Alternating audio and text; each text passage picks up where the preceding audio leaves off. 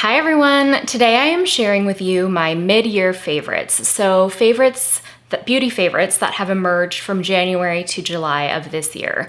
I'm a little bit late in filming and posting this just because it was a really hectic month for me, but as far as I'm concerned, it's never too late to post a favorites video. These are the kinds of videos that I really enjoy watching, that got me into YouTube, and that I really love to film.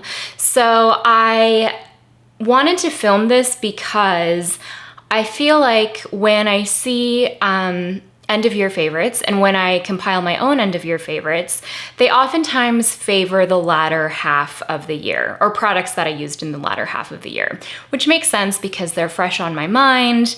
They are the products that are probably more in active rotation and seasonally relevant, and I tend to forget the products that I really loved and enjoyed using in the spring and early summer. So these are favorites that have emerged for me this year. They're not necessarily my staples. I think maybe I could do a separate video on that, but these are products that have sort of come into becoming a new favorite and not sort of my all-time favorites. And that doesn't necessarily mean that it's a new release. It could be an older release that I discovered this year, or they could be new releases too. So I'm starting with my base done, and I will discuss my products that I used to do this base. But as I was doing my makeup, I was like, let me just come on camera and use as many of these products as I can while I'm filming. So I have makeup, skincare, and hair care, and maybe some body. Let's see how long this video goes. It may be split up into two videos, but I'm gonna start with makeup first. So let's get into it. So the first two products that I want to talk about are sort of skincare and makeup hybrid products. And what I mean by that is that they have skincare benefits and are formulated as skincare, but they sort of function as makeup. In my mind, anyway. So let me just tell you what I mean. The first is the Chantikai Anti-Pollution Mattifying Cream. It comes in this tube. It's 1.3 ounces, and this is a mattifying moisturizer. And it is a sort of, it has that silicone feel, and it definitely gives your skin that sort of velvety, smoothing, pore filling quality. And this is actually exceptional for me because I generally do not like pore filling primers. I feel like they make the skin sort of look really heavy, and they sort of pill up with other skincare. They're really finicky, and they're a little bit too thick generally for my liking. But this is beautiful. It's a little bit more lightweight. I wouldn't say it's a gel, but it has a slightly more fluid quality than a lot of the other sort of pore filling primers. For example, like the Tatcha primer, I can't remember what it's called. But this works so well with all of my other skincare. I actually lately find that it works best when I use it over sunscreen. So this is definitely like a summer product for me. I will use my vitamin C, my hydrating serum, my SPF, and then once my SPF is set, I will go in with this on the days that I'm wearing makeup and sort of use it in my T-zone. I don't necessarily use it all over the face, but it just smooths the skin. It gives it does mattify, but not like a flat matte. It still feels very skin-like and has definitely not a glow, but I don't know, it gives the skin a really sort of like nice smoothing effect that isn't a flat matte. So I'm wearing it today in my T-zone, and I really love the way that it grips onto makeup. It's just a beautiful product. It is pricey, but I really only use like a pea size amount for my T-zone. So that is the first product, and the next one is the Victoria Beckham and Augustinus Bader, what is this called? The Cell Rejuvenating Priming Moisturizer in the shade Golden. So I purchased this myself, though I have the other one in Original, and that was gifted to me, and I love this formula. I haven't tried Augustinus Bader products otherwise, so I don't know how they compare to his line, but I will show you a sort of swatch of how this looks.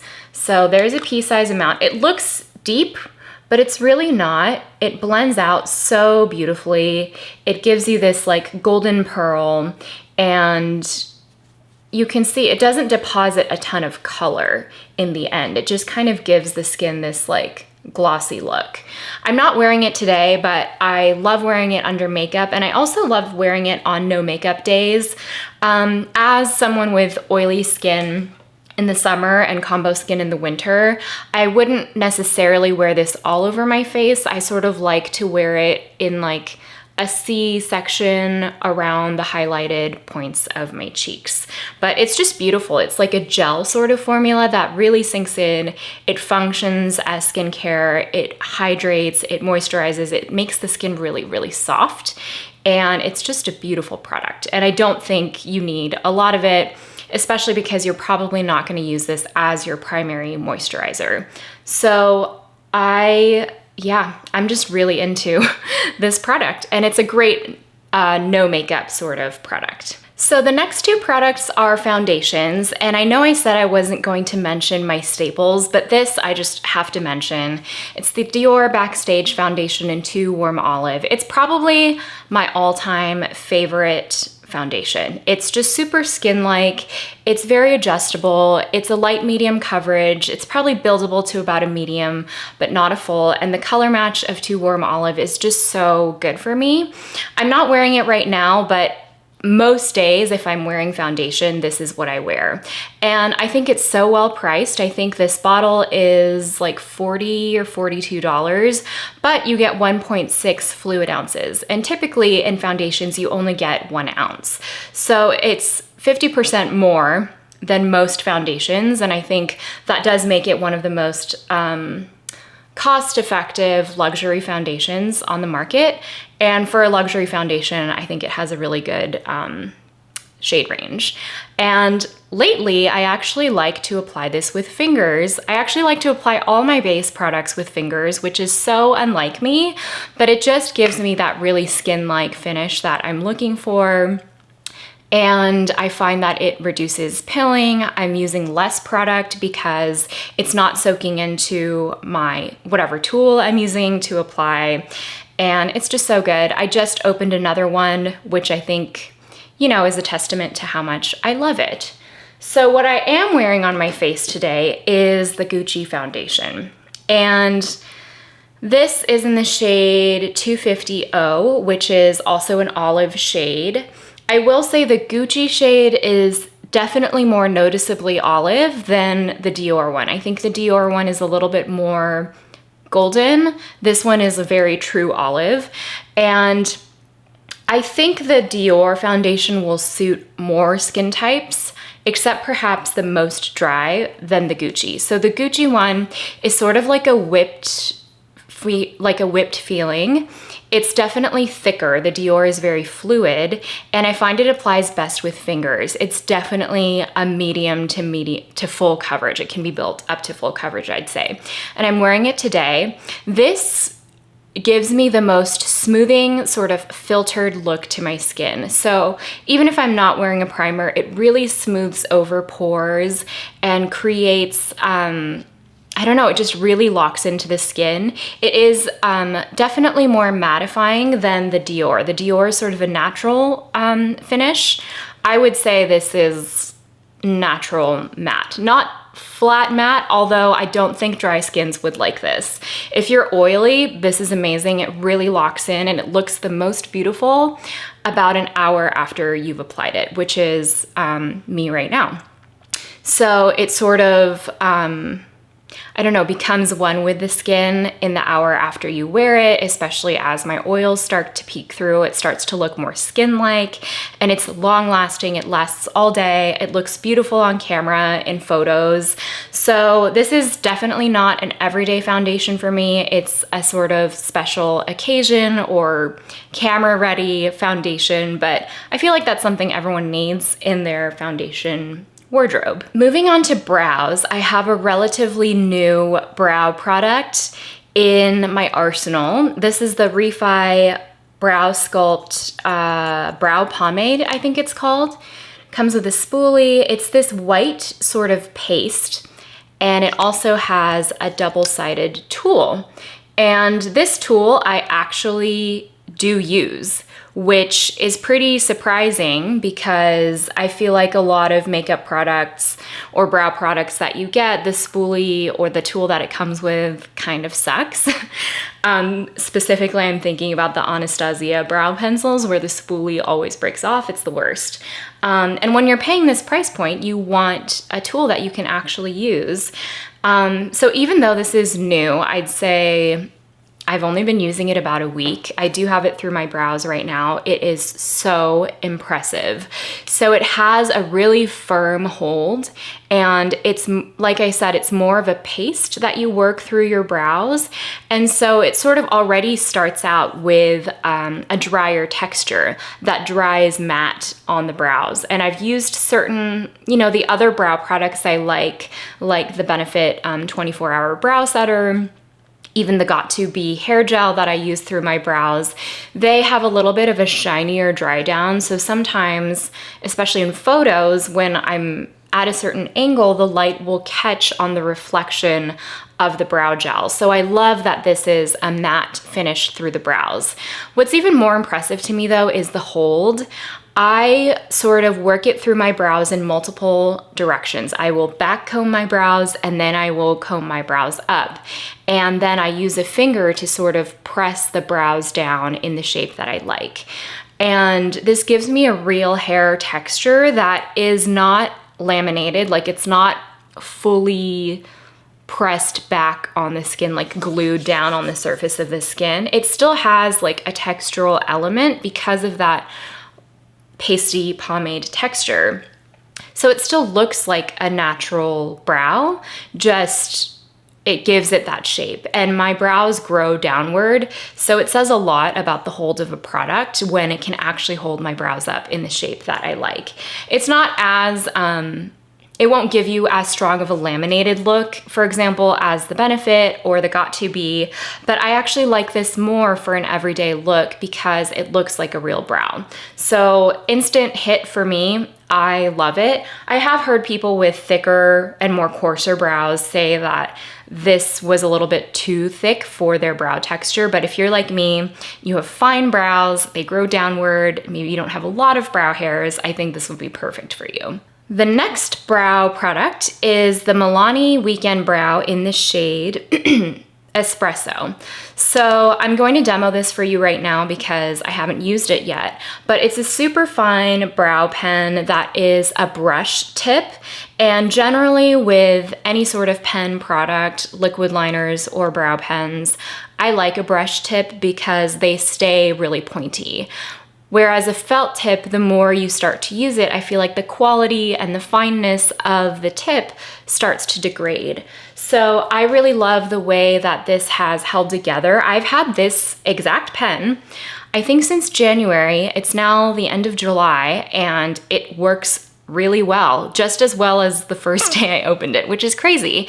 And the major thing about this pen that I noticed is that even from when I first opened it, it wasn't super juicy. So it wasn't bleeding, it wasn't super inky, it was never too wet. It sort of stayed consistent throughout the whole life of this product, which I find to be super impressive because I think that's actually pretty rare to get a drugstore brow product or, inky sort of pen with that much control. This color Espresso is really good for me too. It's a very cool toned, deep brown. It's not black, but it's cool toned. It doesn't give me that like red sort of cast that a lot of brow products, when they're too warm, tend to give. So this is definitely a major drugstore winner for me. So moving on to cheek products, let's talk about bronzer.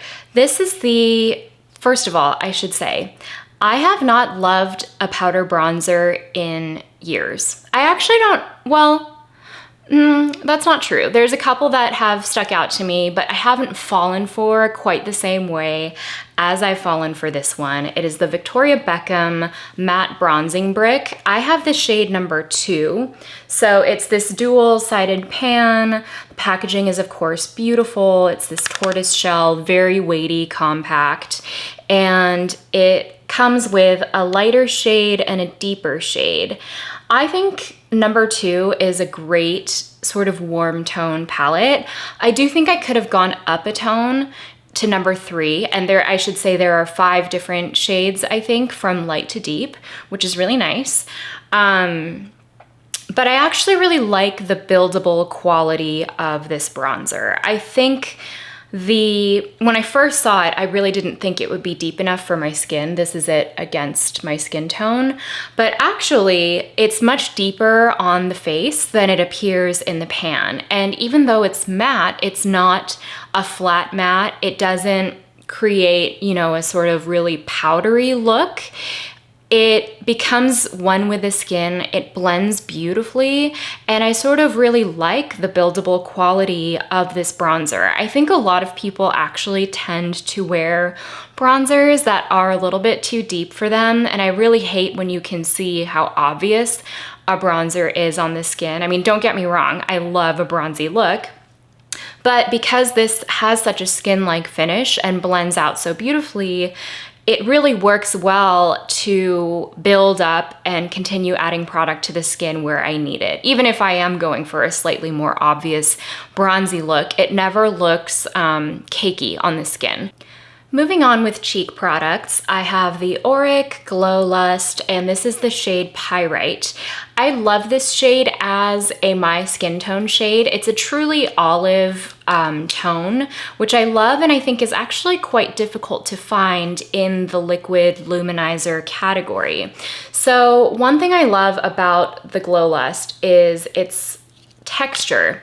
It's really like a cream. It's definitely thicker than the Charlotte Tilbury Hollywood Flawless Filter and some of the other liquid luminizer products I have. It really is sort of more lotiony in texture, and I think you can see here that sort of light olive highlighting quality to it. And this does a really nice job. It has a beautiful glow, obviously, but it also does a really beautiful job of smoothing the skin. I think because it is slightly thicker in texture, it sort of works to smooth over any texture that you have on the cheeks, which I really hate when you use a highlighter and it actually highlights the texture on your cheeks. This has a sort of like filling and smoothing property over the surface of the skin because of its slightly thicker and more truly moisturizing texture. I really like Pyrite because it's not so obvious in tone that it's a highlight. It's like my skin with a reflective quality to it. The next cheek product that I'm going to talk about is by a small indie brand. They're called Phytosurgence or Phytosurgence. I'm actually not sure. I'm going to call them Phytosurgence, but these are their Spectral Shine highlighting balms. This is the shade Mirrored Moonlight, and this is the shade Dew of Dawn. And I find these highlighters to be so interesting. So they are balms, but they're very dry in texture.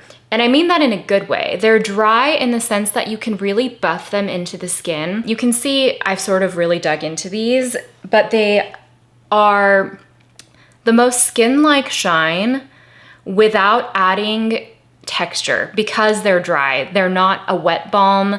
They're not sticky on the cheeks. They're not goopy in any way. They're sort of like a dry cream that you can buff into the skin without having it pick up your base underneath. For blush, I have the Danessa Myricks Vision Flush in the shade Ballet Slippers. And this is a liquid blush that comes with a doe foot applicator. I promise you will never go through this because this product is so super pigmented. So this isn't a new product to me. I purchased it last year, but it's really started to shine in my collection the more that I use it. And I really love the tone of this blush. So I promise you really only need a dot of product for both of your cheeks. It's a liquid that dries down to a sort of matte, skin-like matte finish. It will not leave you any texture. It will dry down completely, and it's very long lasting. I find that it's best to work off the back of your hand, and then I take a brush and I sort of work it through the brush. And I think you can see here, it has this sort of like rusty red, pink, terracotta undertone to it that is so beautiful, especially in the summer. And when you work it with a brush like this, it gives you a very sort of, I don't know, color from within quality to it. I think if you apply directly onto the cheeks, you're gonna have to work a lot harder to blend out the product. And it'll still look good, but if it's your first time using it, it might be a bit alarming. So I find that working off the back of your hand or working off a palette, if that's your thing, really tends to be the best for control over the product. But it's just so stunning. It gives me just such a beautiful bronzy terracotta, but still pink, but kind of red blush quality. And I think on me, on my skin tone, it's a very natural blush, but still enhanced. So moving on to eyes, I just put a bit of the Victoria Beckham bronzer in my crease to sort of contour the eye and give it a little bit of shape. But this year, I have been a major makeup minimalist when it comes to eyeshadow. I almost don't recognize myself. I mean, obviously COVID life and working from home and not going out as much, I just find myself not doing very complicated eye looks. And if I do wear eyeshadow, I just want something really simple and easy to wear that will, you know, add a bit of interest to the eye, but nothing that's gonna take too much time, which is why I don't have any eyeshadows, eyeshadow palettes, I should say, in my favorites. I do, however, have eyeshadow singles, and I only have one formula of eyeshadow singles to talk about. So these are the Chantecaille Luminescent eye shades. They are single shadows. Each shadow is named for an animal species. Oh, that's upside down.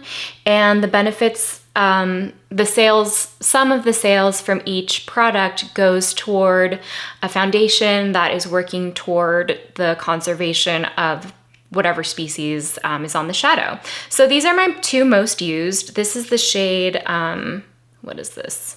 Lion.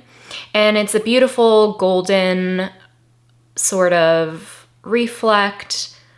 And this is a baked gelée eye formula, I should say. So you can see it has that baked gelée quality in the pan, but they have these beautiful embossing. You can see I really only try to work in this corner. But they have this stunning, I don't know, like micro glitter, complex quality to them that make them really shiny on the eyes, and they blend out so beautifully. And because they're that baked gelée formula, they're not powdery at all. Some of the shades have more glitter than the others. For example, Pangolin, which is a beautiful rose gold. I think Rhino, which is this sort of olivey green. I have all of the shades, and I love all of them. These just happen to be the two that I use the most. And then this is the shade Giraffe, which is, you know, a chocolatey, warm, deep brown. And let me swatch it for you here. They're just so smooth. And I think that's what I love about these.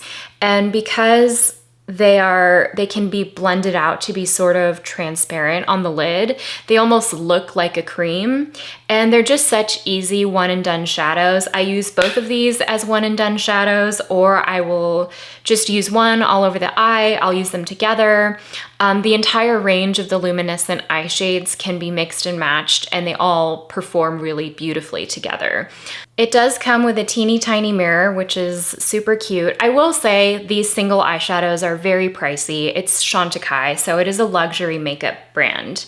and the prices reflect that. However, if you're a makeup minimalist and you want to invest in a single shadow that you'll wear all the time, that you'll get a ton of use out of, that will perform and be quality and look elegant and stunning on the eye, I think there's a certain kind of consumer that will really love this and get a lot of use out of this. And the entire range is a lot of neutrals, browns, taupes.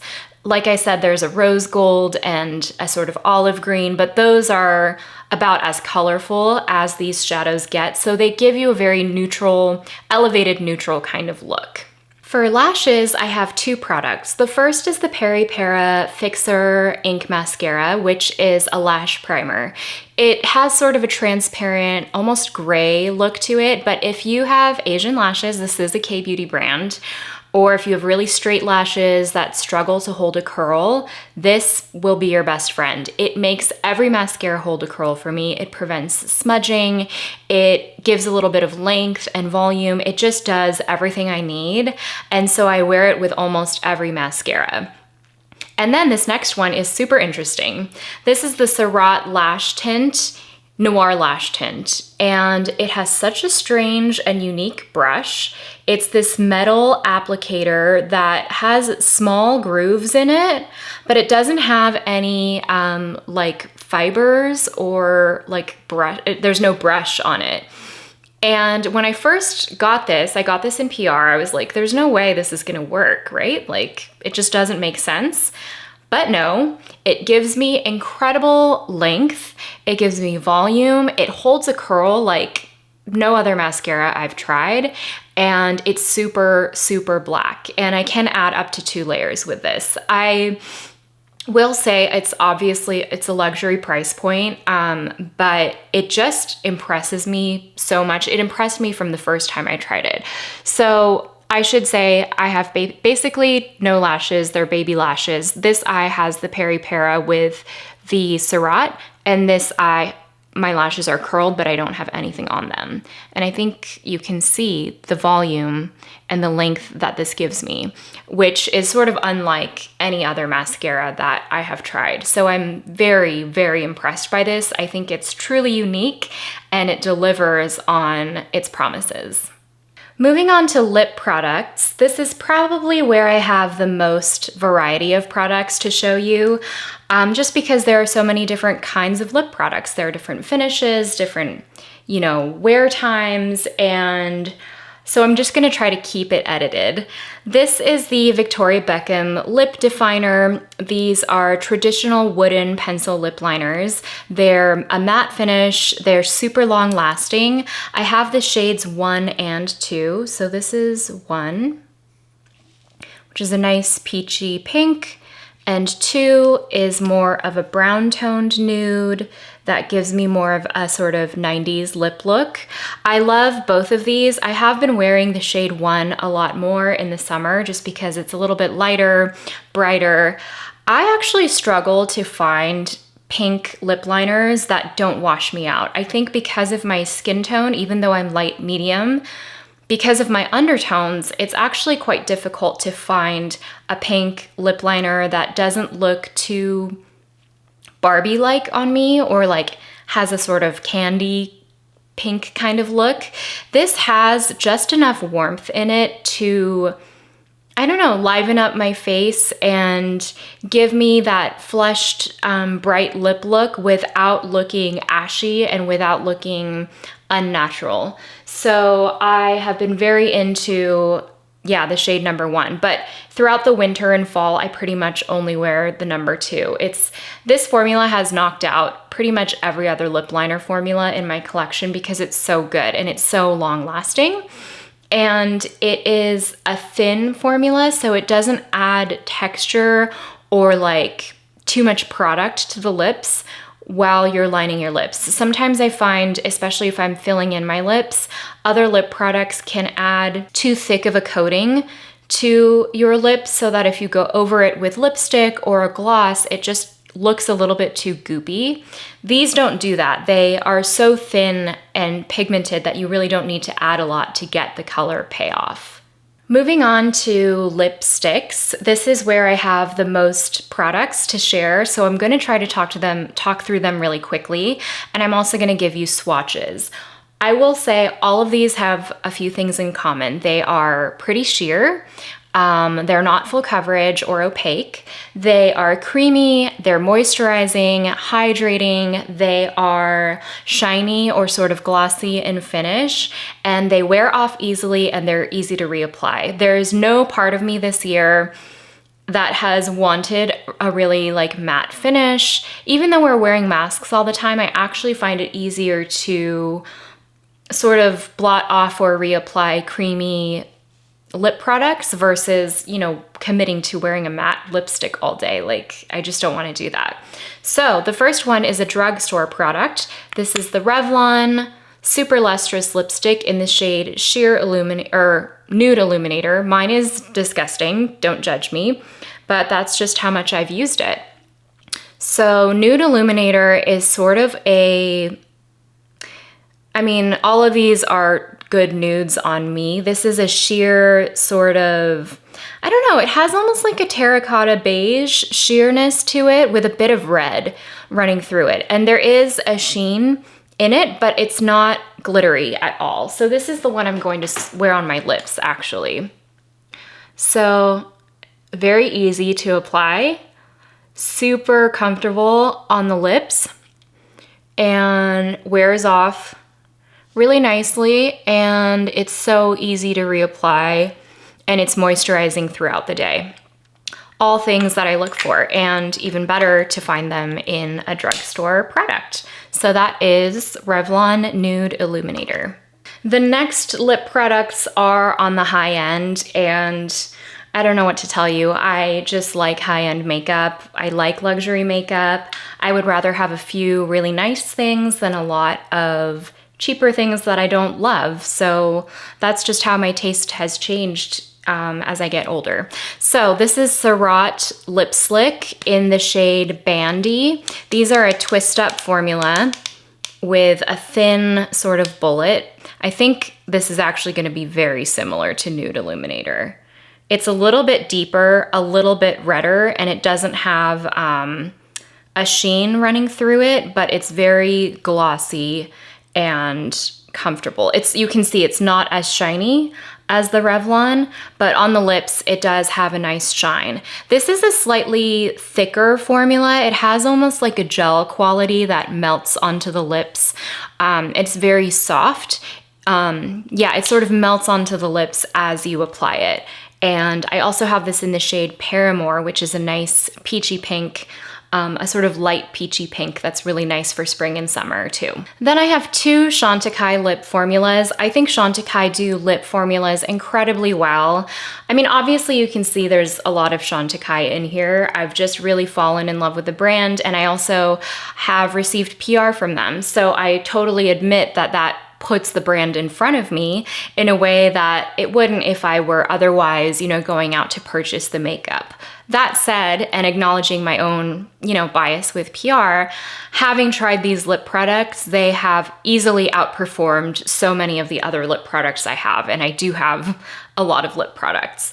So the first one is the Lip Tint Hydrating Balm in the shade Madeira. This is a newer one to me, but it's just as beautiful as I hoped it would be. So Madeira is probably the most sheer out of all of these. It's sort of a cherry red sort of tone. It's probably the brightest on my lips of these three so far because of that red tone. It's a little bit thinner than the other two in texture, but it's super hydrating, so comfortable, easy to reapply. It's really nice to wear on its own because of how sheer it is, but you can also pair it with a liner if you want something a little bit more dramatic. The next one is from the Chantikai Butterfly collection. This is their Lip Chic formula. Packaging is so beautiful. I don't know if this shade is still available, but I'm going to show it to you because it's the formula that I love. I love the Lip Chic formula. This is a more pigmented lip formula. And this shade Peach Blossom is such a nice peachy pink. It's much more buildable in tone than the other formulas. If you want to build it up to show more of the color, you can. And also super comfortable, creamy, hydrating on the lips. Because it's a slightly thicker formula, probably the thickest of the three I've tried, it sticks to the lips a little bit better than some of the more like tinted balm formulas. And then two more and that's it. So this is the new Gucci Shine lipstick. It's the Rouge Debut Brillant formula. It's their Shine lipstick. This is the shade Goldie Red. It's such a beautiful, bright, slightly orangey red shade. Well, actually, no, maybe it's not orangey. It's kind of blue toned now that I'm swatching it. That's a true cherry red. This is sort of the very sheer version of a cherry. This is obviously a brighter red, but it's such a fun, happy color. It's beautiful for summer.